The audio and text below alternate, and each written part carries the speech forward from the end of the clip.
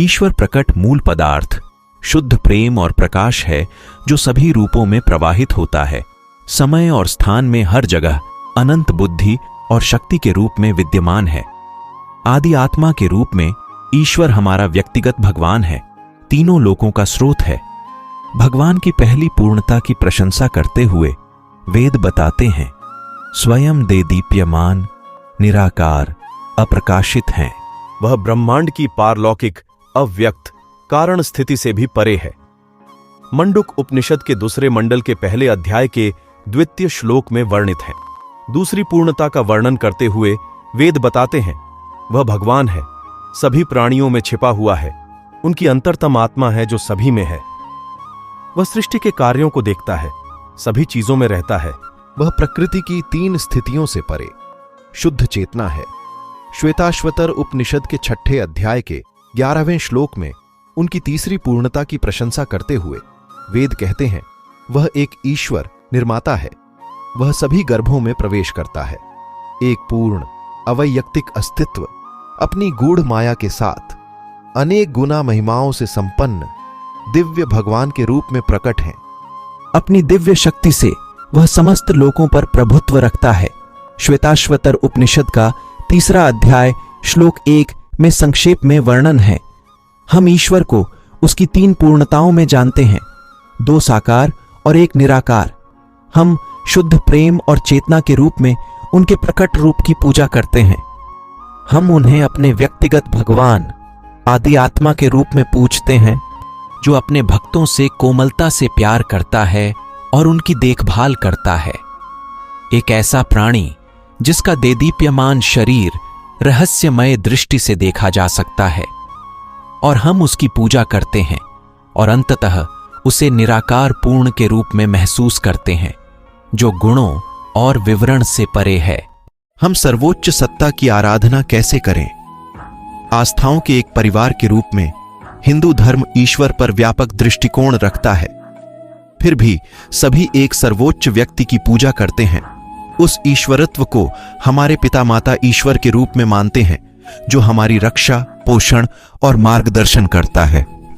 हम अपने जीवन में ईश्वर की कृपा की याचना करते हैं, जबकि हम जानते हैं कि वह हमारी आत्मा का सार है, हमारे जीवन का जीवन है, हमारी सांसों से भी ज्यादा करीब है, हाथों और पैरों से भी ज्यादा करीब है।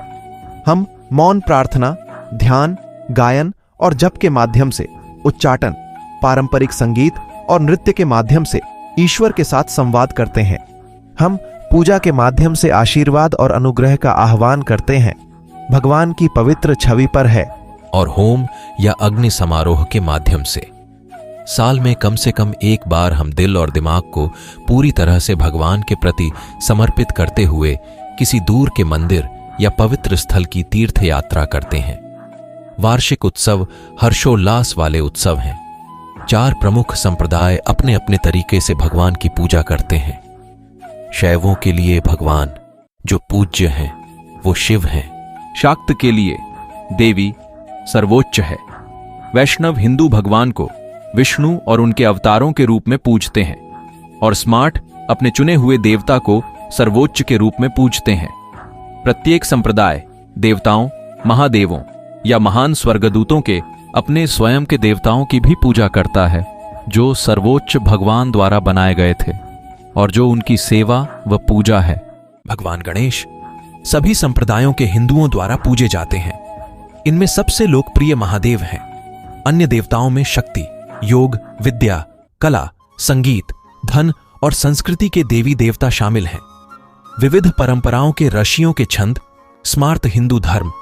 मैं गोविंदा को नमस्कार करता हूं, जिनका स्वभाव परम आनंद है, जो सतगुरु हैं, जिन्हें केवल सभी वेदांत के आयात से ही जाना जा सकता है और जो वाणी और मन की पहुंच से परे है। लोग शास्त्रों का हवाला दें और देवताओं के लिए बलिदान दें, उन्हें अनुष्ठान करने दें और देवताओं की पूजा करने दें, लेकिन आत्मा के साथ अपनी पहचान के एहसास के बिना कोई मुक्ति नहीं है। नहीं, एक 700 ब्रह्माओं के जीवन काल में भी नहीं। यह वास्तव में अज्ञान के स्पर्श के माध्यम से है कि आप जो सर्वोच्च स्व हैं, स्वयं को गैर स्व के बंधन में पाते हैं। जहां से अकेले ही जन्म और मृत्यु का द्वार चलता है।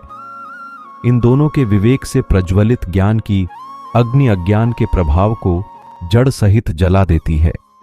जिस तरह जमीन के नीचे छिपे खजाने को निकालने के लिए सक्षम निर्देश जरूरी होता है, लेकिन वह कभी भी नाम से पुकारे जाने से बाहर नहीं आता है।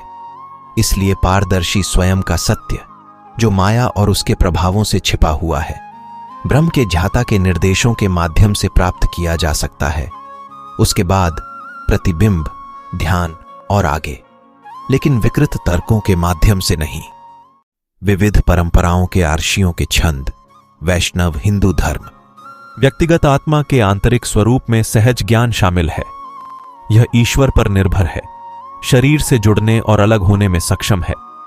यह सूक्ष्म और अतिसूक्ष्म है।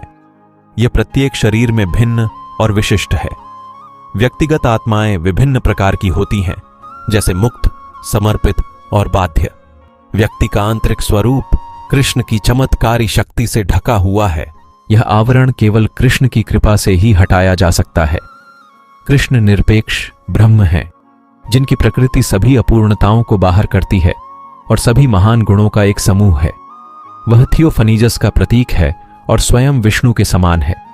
राधा, कृष्ण की पत्नी, खुशी से दीप्तिमान है और एक ऐसी सुंदरता से संपन्न है जो उनके स्वभाव को दर्शाती है। वह सदैव हजारों सहायक नौकरानियों से घिरी रहती है, जो सीमित आत्माओं का प्रतीक है। वह हर इच्छा भी पूरी करती है। मोक्ष चाहने वाले सभी लोगों को कृष्ण की पूजा करनी चाहिए, ताकि अज्ञानता के अंधेरे का प्रवाह समाप्त हो सके। यह नारद को 4 युवाओं की शिक्षा है, जो सभी सत्य का साक्षी है। क्या संसार भी दिव्य है? हां, संसार दिव्य है। ईश्वर ने संसार और उसमें मौजूद सभी चीजों की रचना की। वह दृश्य, भौतिक और अदृश्य आध्यात्मिक ब्रह्मांड के प्रत्येक परमाणु को पल पल बनाता और बनाए रखता है। सब कुछ उसके भीतर है। वह हर चीज के भीतर है। भगवान ने हमें बनाया। उसने पृथ्वी और उस पर मौजूद सभी चीजों, सजीव और निर्जीव की रचना की। उन्होंने समय और गुरुत्वाकर्षण, विशाल स्थान और अनगिनत तारे बनाए। उसने रात और दिन, खुशी और दुख, प्यार और नफरत, जन्म और मृत्यु की रचना की। उन्होंने स्थूल और सूक्ष्म, इस लोक और अन्य लोकों की रचना की। अस्तित्व के 3 लोक हैं, भौतिक, सूक्ष्म और कारण, जिन्हें भूलोक, अंतरलोक और ब्रह्मलोक कहा जाता है। सबका रचयिता स्वयं ईश्वर हैं।